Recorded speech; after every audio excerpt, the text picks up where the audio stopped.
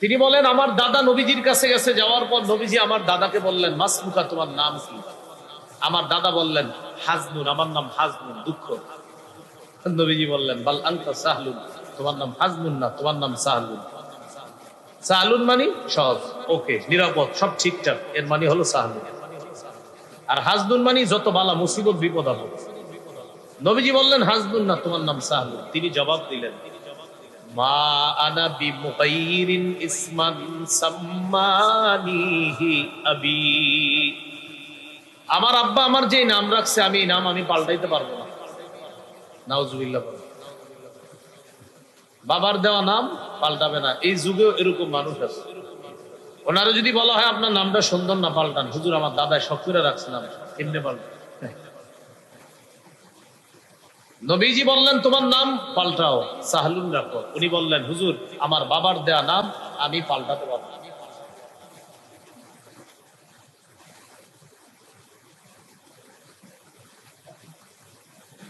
সাঈদ ইবনুল Musayyib রাহিমাহুল্লাহ তিনি বলেন আমার দাদা নবীর কথা শুই না নাম না পাল্টানোর কারণে নামের অর্থ জানি কি?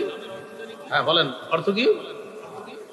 ফামা জালাতিল হুজুনাতু ফিনা বা'দু, এরপর আমাদের প্রজন্মের পর প্রজন্ম, পরবর্তী যত প্রজন্ম আমাদের ছিল সবার মাঝে দুঃখ দুর্দশা লেগেই ছিল, শুধু আমার দাদা নামটা না পাল্টানোর কারণে। সূরা নাহলের 58 নম্বর আয়াতে আল্লাহ বলেন ইদা বুশিরা আহাদুহুম বিল উনসা, কিছু মানুষ আছে তাদেরকে যখন কন্যা সন্তানের সুসংবাদ দেওয়া হয় ওয়াল্লা ওয়াজহুহু মুসওয়াদ্দাউ ওয়া হুয়া কাযীম, তাদের চেহারা কালো হয়ে যায়, দুঃখে ভারাক্রান্ত হয়ে যায়, তার কেন মেয়ে হলো। এটা কুসংস্কার। এই কুসংস্কার সমাজ থেকে উঠাতে হবে। এখানে আমরা যারা এখন বসে, যারা বয়ান শুনতেছি, সবাই নারীর গর্ভ থেকে দুনিয়াতে আসছে। আমার মা মেয়ে, আপনাদের মাও একজন মেয়ে, মানে একজন কন্যা। আপনার মা আপনার নানার কন্যা, আমাদের মা আমাদের নানার কন্যা, এখন আমাদের মা কারো কন্যা।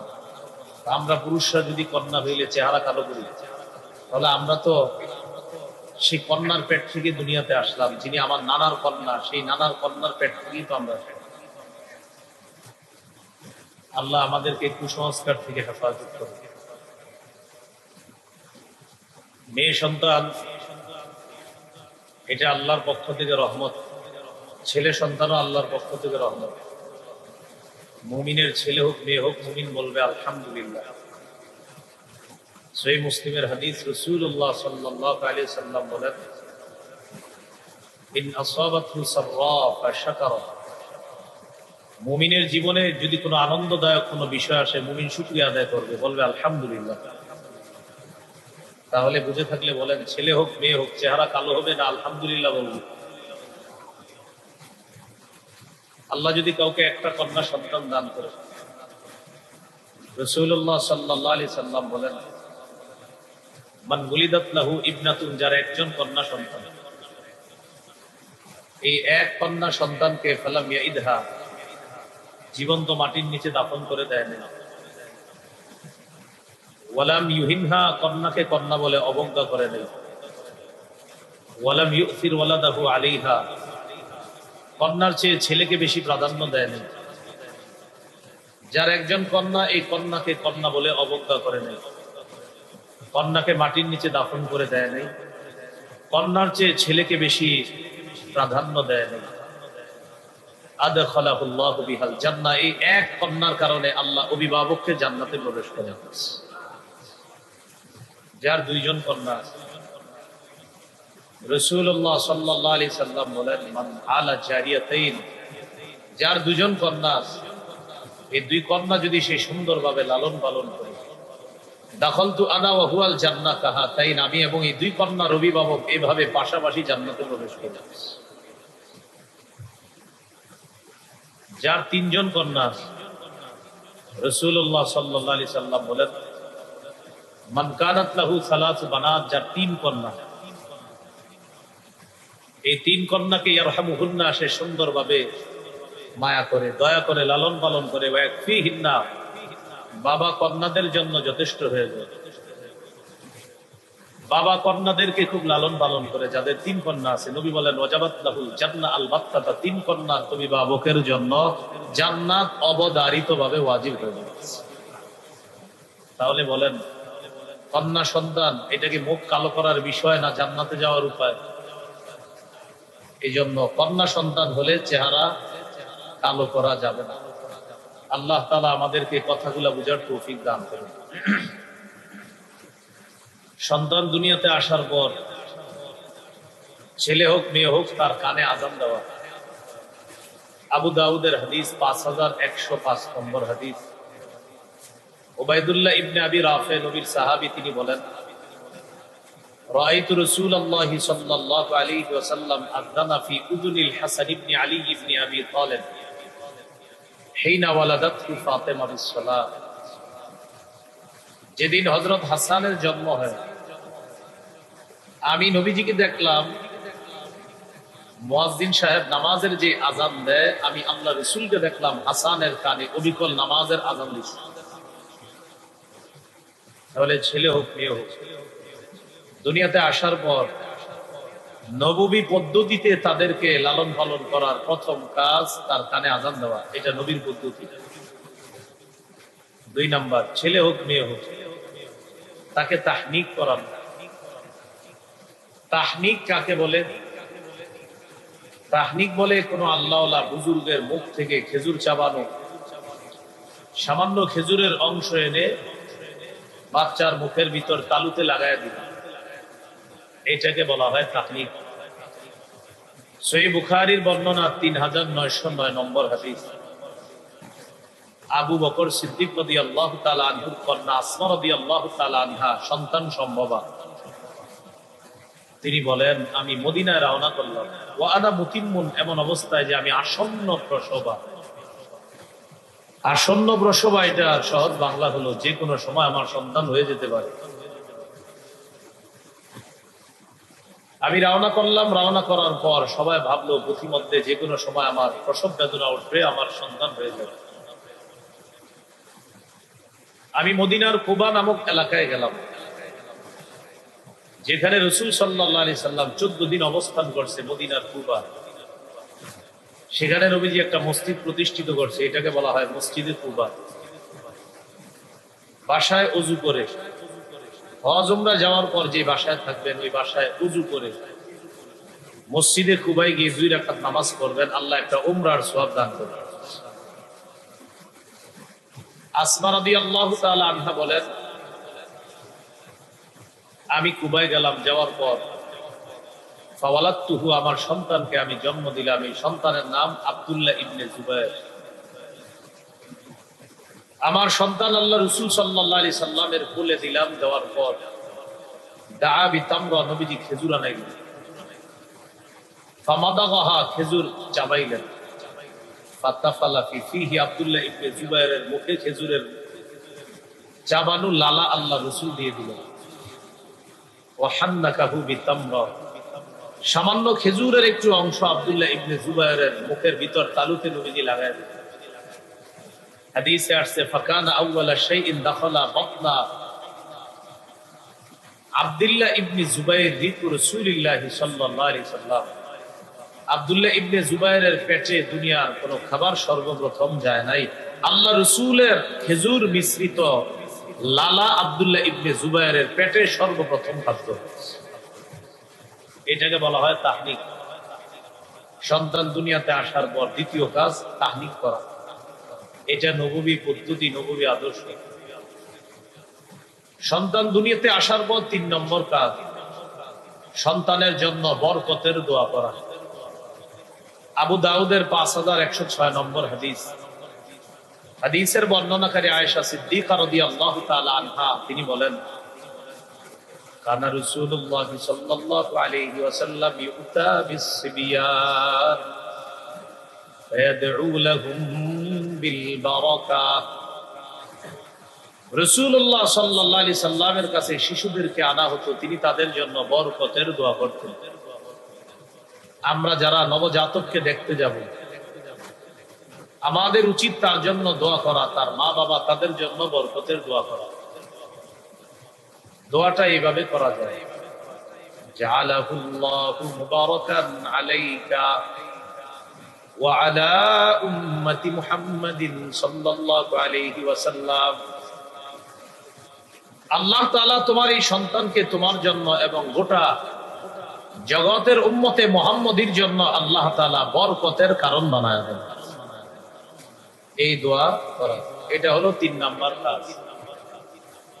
তাহলে শিশু সন্তান নবজাতক, তার জন্য বরকতের দোয়া করা, তার মা বাবার জন্য বরকতের দোয়া করা, এটা 3 নাম্বার কাজ। নববী পদ্ধতি 4 নাম্বার। শিশু সন্তান দুনিয়াতে আসার পর ও কান্না করলে ওর কান্না থামায় দেওয়া, এটা শিশুর অধিকার। শিশুর মা নামাজে দাঁড়াইছে, দেখছি দোয়ার জন্য গেছে, ওই মুহূর্তে শিশু কান্না শুরু করছে। যারা বাসায় আছেন তাদের কর্তব্য এই শিশুকে কোলে নেওয়া, তার কান্না থামায়া দেওয়া। এমনকি নামাজের মধ্যে যদি কেউ থাকে, তার লম্বা কেরাতের পরিবর্তে সংক্ষিপ্ত কেরাত দিয়ে নামাজ শেষ করে তাড়াতাড়ি শিশুকে কোলে নিয়ে তার কান্না থামানো, এটা শিশুর অধিকার। সহিহ বুখারীর বর্ণনা 868 নম্বর হাদিস।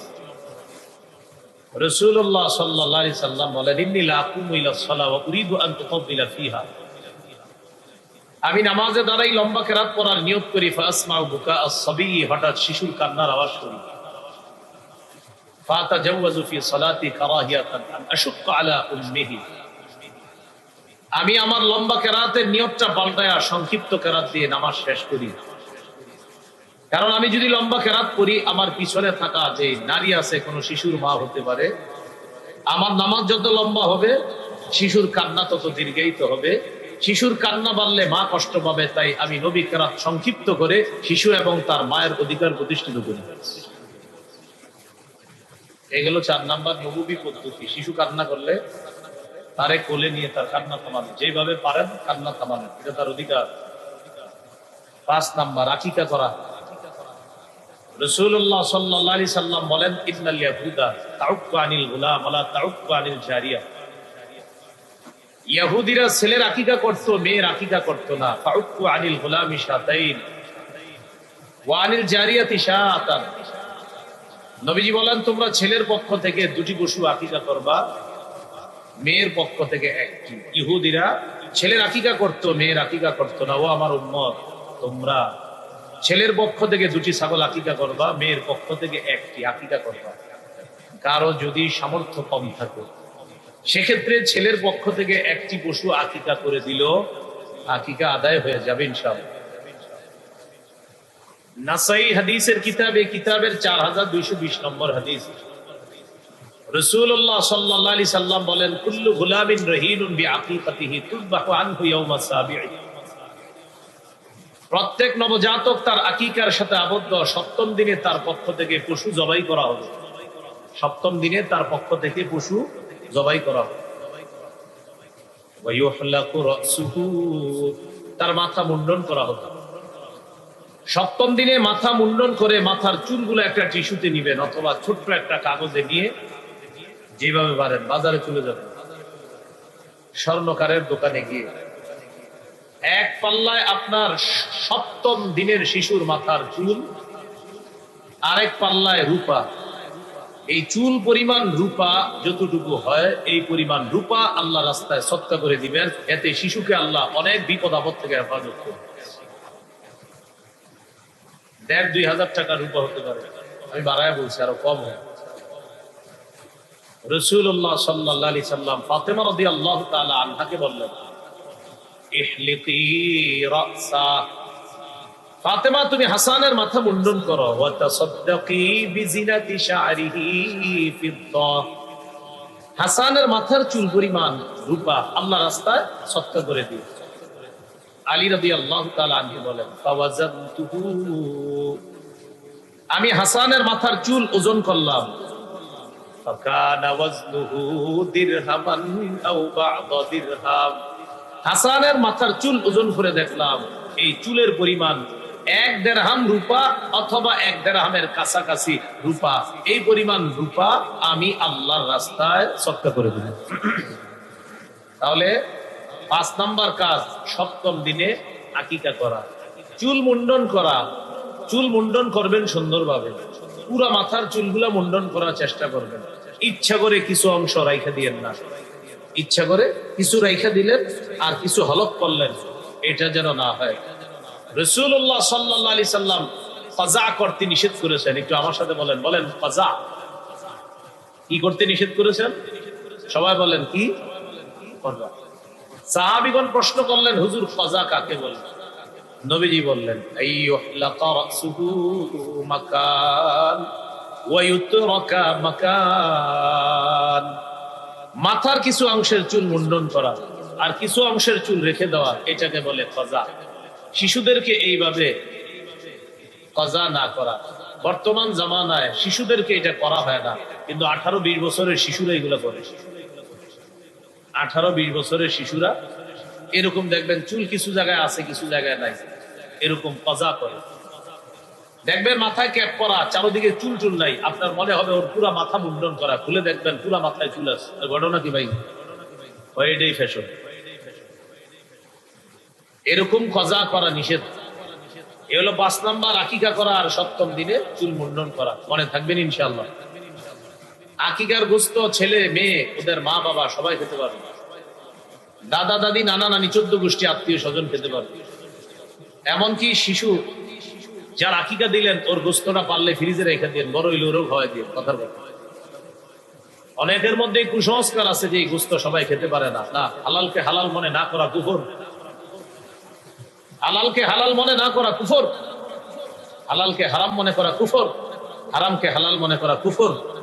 আকিকার গোস্ত এটা হালাল, এটার মধ্যে কোন ধরনের সন্দেহ আনা মানে ইসলামের উপর সন্দেহ আনা। সাবধান। বলেন আকিকা কিসের বিধান? ইসলামের। বলেন কিসের বিধান? আকিকার গোস্তে সন্দেহ করা, এটা ইসলামকে সন্দেহ করা। এটা হালাল, এই হালাল জিনিসে সন্দেহ করা যাবে। তাহলে 5 নাম্বার কাজ আকিকা করা। 6 নাম্বার কাজ সুন্দর একটা নাম রাখা। আব্দুল্লাহ ইবনে আব্বাস রাদিয়াল্লাহু তাআলা আনহুমার বর্ণনা, তিনি বলেন সাহাবায়ে কেরাম রাসূলুল্লাহ সাল্লাল্লাহু আলাইহি সাল্লামকে জিজ্ঞাসা করলেন, قد علمنا حق الوالد فما حق الولد يا رسول الله। ওগো আল্লাহর রাসূল, আমরা মা বাবার হক জানি, ছেলে মেয়ের হক কি এটা একটু আমাদেরকে বলুন। রাসূলুল্লাহ সাল্লাল্লাহু আলাইহি সাল্লাম বললেন, আইয়ুহসিনা ইসমা ওয়া ইউহসিনা আদাবা। অভিভাবকের জন্য কর্তব্য হলো সন্তানের সুন্দর একটা নাম রাখা, তাকে শৈশব থেকে সুন্দর শিষ্টাচারের মাধ্যমে বড় করে গড়ে তোলা। যারা আগে বাবা হয়ে গেছেন তো হয়ে গেছেন, এখন ইয়াং অনেকে আছেন এখানে এখনো বাবা হন নাই বা হয়েছেন, মোবাইল যা দেখানোর দেখাইছেন আর দেখায় না। যেভাবে বলতেছি এইভাবে বড় করেন, ইনশাল্লাহ আপনারে বড় হইলে ভাত খাওয়াবে, ঘরে রাখবে, আপনারে বৃদ্ধাশ্রমে রেখে আসবে না, নিশ্চিত থাকেন ইনশাল্লাহ। কিন্তু আপনি যদি ছোটবেলার থেকে আপনি এটার দিকে তাকাই রয়েছেন, এও তাকাই রয়েছে, পরে ইমাম সাহেবের কাছে আইসা বলবেন, হুজুর কি হয়েছে? ছেলে মেয়ে খবর রাখে না, খোঁজ খবর রাখে না। ইমাম সাহেব পাল্টা যদি বলে ফেলে, ছোটবেলা আপনি ওদের খোঁজ খবর রাখছেন না। যদি বলেন রাখছি, ইমাম সাহেব যদি বলে কিভাবে? যদি বলেন টিভি চেয়েছে দিয়েছি, কার্টুন চেয়েছে দিয়েছি, এটাই তো বলবেন আপনি। ইমাম সাহেবও বলবে, আপনিও এখন সেটা পেতে থাকেন, আপনাকেও টিভি দেখার ব্যবস্থা করে দিচ্ছে, যান বৃদ্ধাশ্রমে গিয়ে আরামসে দেখতে থাকেন, কেউ ডিস্টার্ব করবে না। এই জন্য মনে রাখা, সন্তানকে এইভাবে লালন পালন করা। আমি নববী যে আদর্শগুলা বলতেছি এগুলো মনে রেখে। 6 নাম্বার সুন্দর নাম রাখা। আবু দাউদের হাদিস 4949 নম্বর হাদিস। এই হাদিসের মধ্যে আছে রাসূলুল্লাহ সাল্লাল্লাহু আলাইহি সাল্লাম বলেন, আহাব্বুল আসমাই ইলাল্লাহ আবদুল্লাহি ওয়া আবদুর রহমান। আল্লাহর কাছে সর্বাধিক পছন্দের নাম হলো আব্দুল্লাহ, আব্দুর রহমান। নাম যে সুন্দর হওয়া কতটা জরুরি, একটা গুরুত্বপূর্ণ হাদিস আপনাদেরকে শোনাই, বুখারীর বর্ণনা। মদিনার সবচাইতে শ্রেষ্ঠ ফকিহ, শ্রেষ্ঠ মুফতি, শ্রেষ্ঠ মুহাদ্দিসদের একজন সাঈদ ইবনুল মুসাইয়্যিব রাহিমাহুল্লাহ, ওনার দাদার নাম হাজনুন। বলেন দাদার নাম কি? হাজনুন। বলেন কিনা? হাজনুন। আমার সাথে একটু বলেন, বলেন হাজনুন অর্থ দুঃখ। হাজনুন অর্থ কি? দুঃখ। এটা কোনো গল্প নয়, বুখারীর বর্ণনা। তিনি বলেন আমার দাদা নবীজির কাছে গেছে, যাওয়ার পর নবীজি আমার দাদাকে বললেন মাসমুকা, তোমার নাম কি? আমার দাদা বললেন হাজনুন, আমার নাম হাজনুন, দুঃখ। নবীজি বললেন বাল আনতা সাহলুন, তোমার নাম হাজনুন না, তোমার নাম সাহলুন। সাহলুন মানে সহজ, ওকে, নিরাপদ, সব ঠিকঠাক, এর মানে হলো সাহলুন। আর হাজনুন মানে যত বালা মুসিবত বিপদ আপদ। নবীজি বললেন হাজনুন না, তোমার নাম সাহলুন। তিনি জবাব দিলেন মা আনা বিমুগাইরিন ইসমান সাম্মানিহি আবি, আমার আব্বা আমার যে নাম রাখছে আমি এই নাম আমি পাল্টাইতে পারবো না। নাউজুবিল্লাহ। বাবার দেওয়া নাম পাল্টাবে না। এই যুগেও এরকম মানুষ আছে, ওনারা যদি বলা হয় আপনার নামটা সুন্দর না, পাল্টান। হুজুর আমার দাদা শক্তিরা রাখছে নাম, কেমনে পাল্টান? নবীজি বললেন তোমার নাম পাল্টাও, সাহলুন রাখো। উনি বললেন হুজুর আমার বাবার দেয়া নাম আমি পাল্টাতে পারবো না।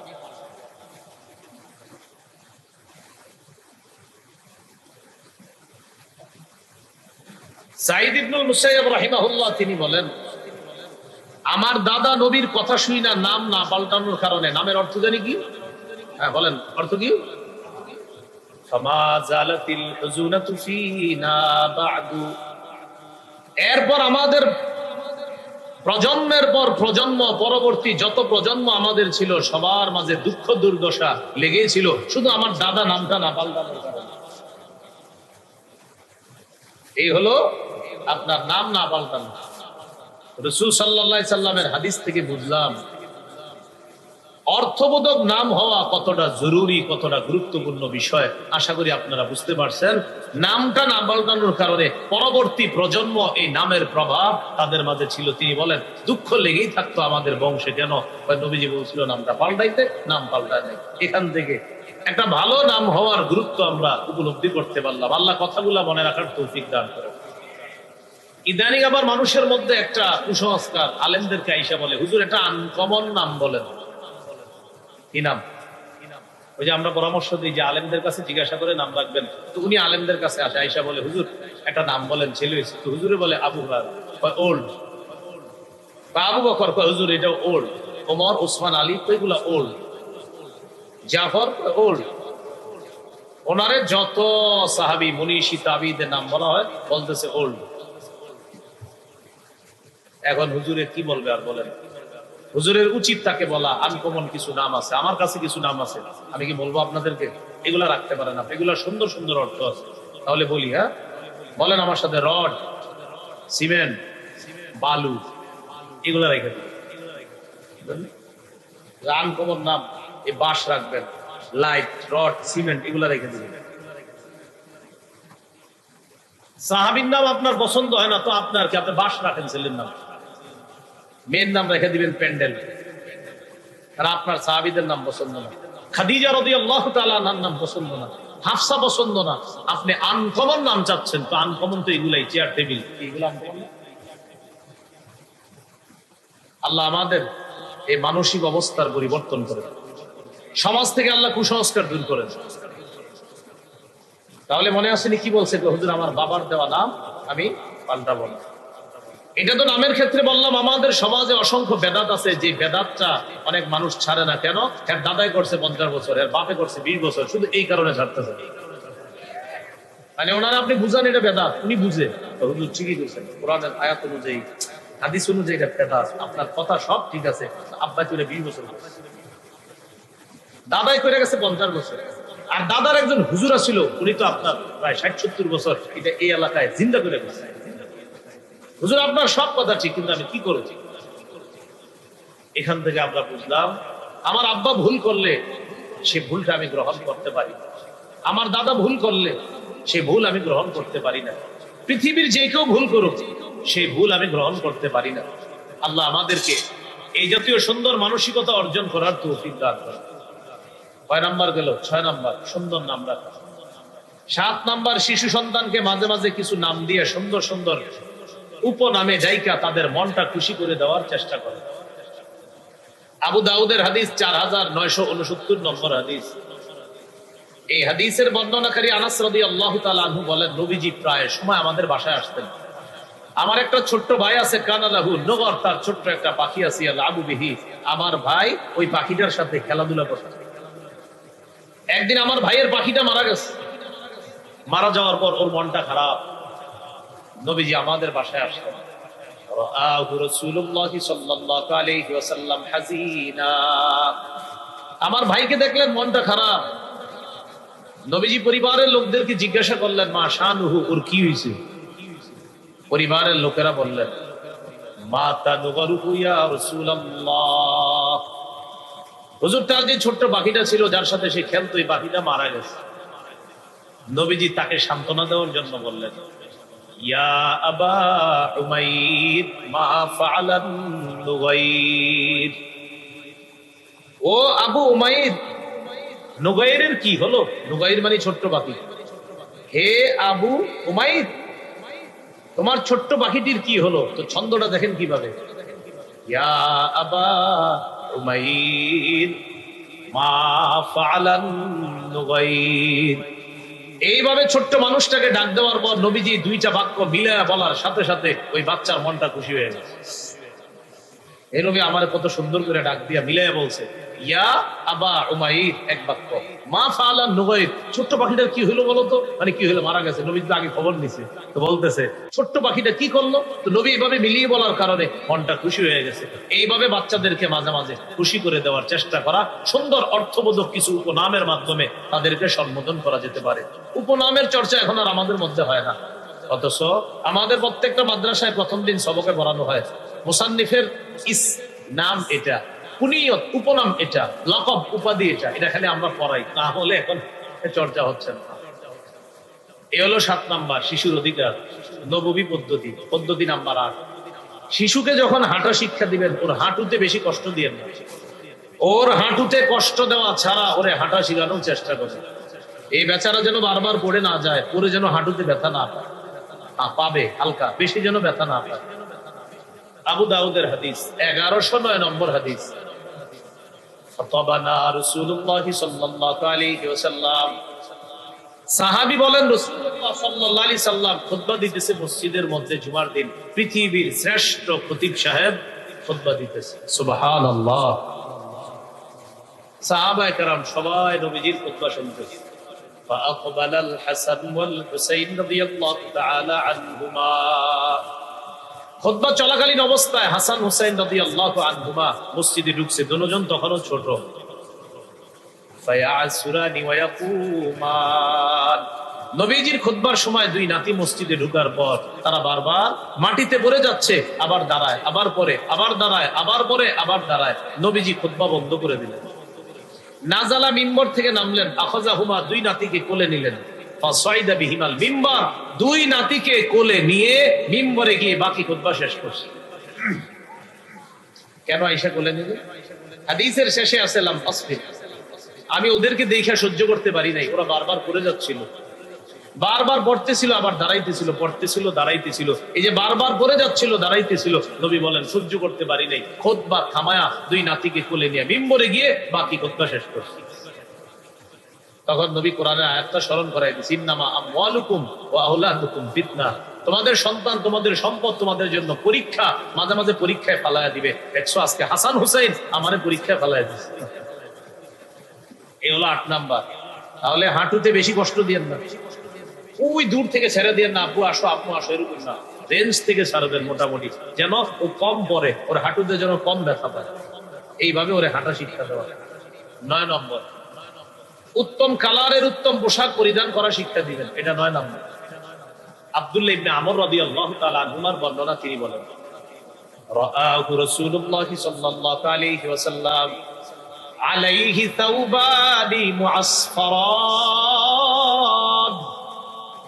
নবীজি তার এক সাহাবীকে দেখলেন, তার শরীরের মধ্যে 2টা কুসুম রঙের জামা। কি রং? কুসুম রং। এটা তেমন ভালো না। নবীজি বললেন, হাযিহি থিয়াবুল কুফারি ফালা তালবাসহা, এগুলা কাফেরদের পোশাক, আর পরবা না। হলো, এগুলা কাফেরদের পোশাক, আর পরবা না। হলো, তাহলে রং, পোশাকের রং উত্তম হওয়া, সুন্দর হওয়া, এই ব্যাপারে খেয়াল রাখা। এইগুলো 9 নাম্বার। 10 নাম্বার, এটা আমার সাথে সবাই বলেন, বলেন সতর ঢেকে রাখে এমন পোশাকে শৈশব থেকে শিশুকে অভ্যস্ত করা। বাংলাটা আবার বলছি, আপনারা বলা দরকার নেই, খালি মাথায় রাখেন। সতর ঢেকে রাখে এমন পোশাকে শিশুকে শৈশব থেকে অভ্যস্ত করা।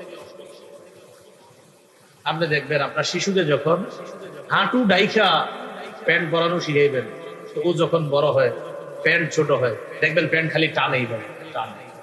এর মানে ওর মাথায় সেট হয়ে গেছে যে আমার তো এই জায়গাটা ঢাকা থাকে, এখন ওরকম উঁচু দিয়ে ওর বয়স কিন্তু আপনি 1.5-2 বছর মাত্র, কিন্তু এইভাবে খালি টানে। আপনি রবের শুকরিয়া আদায় করবেন যে আমার রব আমার সন্তানের মানসিকতা এটা বসায়া দিছে যে আমি মুসলমানের সন্তান, আর মুসলমানের সন্তান হাঁটু ডেকে রাখতে হয়। আমার সন্তানকে আল্লাহ বুঝটা দিয়ে দিছে, শুকরিয়া আদায় করবে। এখন অনেকে মনে মনে বলবে হুজুর ওর কি গুনাহ হবে? আমি কি বলছি গুনাহ হবে? গুনাহ হবে না, কিন্তু ওরে শিখান, ওরে শিখান। এই গুনাহ হবে না বইলা বইলা ছোটবেলা থেকে উল্টা পাল্টা পোশাক পরান। 20 বছরের শিশুরাও তখন হাফ প্যান্ট পরে হাঁটে। 20 বছরের শিশু হাফ প্যান্ট পরে হাঁটে রাস্তাঘাটে। খারাপ পুরোটা বলে 20 বছরের শিশু কি করে হাফ প্যান্ট পরে হাঁটে। আমরা কি বলবো? হাফ প্যান্ট বললে আরে আপনি কি বড় বললেন না শিশু বললেন? এই জন্য আমরা বললাম 20 বছর 25 বছরের শিশুরা হাফ প্যান্ট পরে হাঁটতে। এরকম নির্লজ্জ শিশু যদি পান, আপনি বলে দিন তুমি একজন মুসলমানের সন্তান, বাকি তুমি তো নির্লজ্জ 20 বছরের শিশু। 21 বছরের শিশু, একটু লজ্জাশীলতা আনার চেষ্টা করো, তাহলে আমরা তোমাকে শৈশব থেকে ফিরিয়ে আনার চেষ্টা করি। এইগুলো 10 নম্বর।